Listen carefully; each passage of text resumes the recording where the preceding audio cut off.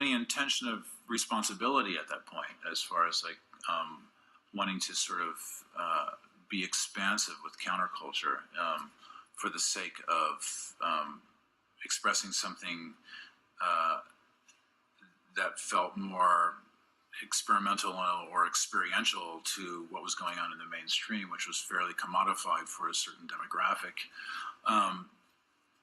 I think basically what it was is really wanting to be part of a lineage of subversion, you know, in the culture, because it's like I always felt like it's in the subversive where you sort of can sort of you know, kind of glean ideas towards you know like new expression, you know, and that to me was obvious really early on. I think just sort of looking in culture magazines, rock and roll magazines, I was always, you know, you would always, what was resonant to me was like people who were doing things that were not for any ambition towards acceptance in the culture, but to actually sort of shock the culture, shock the culture, shock the culture, shock the culture. A clockwork Dionysus. Muse, why do you torment this docile lass? What is it that you want for me to say? Exist in visions that I cannot grasp, no matter what I do or think to pray. Aphrodite half glimpsed and on to shade, Athena armoured dumb full for child's play. There is no sense or wherewithal to trade.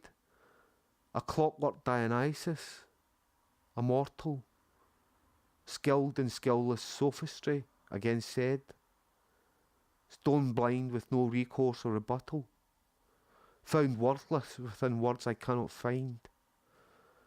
Peal swirl bells round sounds the best acquittal.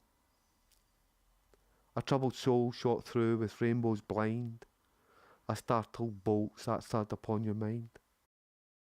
For the life of me I cannot understand this life without you, no matter how many ways I run away and hide. Like an exit wound, torn flesh you've travelled through, with unheard gunshot in the first instance, leaving me ridiculed by those and such as those who know nothing but the self-glorifying vanity of the rock star fish in the stranded rock pool at low tide, unaware of the bloody sea that splatters poetry all over the eyewitness and innocent bystander who saw what you did. Cracked ribs and awaiting eviction, a penniless pauper of anything they'll give me. You, love's assassin, caught in my lines and nets, already immortalised immortal. And I, you've always known, as a lover you fear for. I fear for the blood-splattering poet too, who self-harms, covered in riotous, love-born poetry.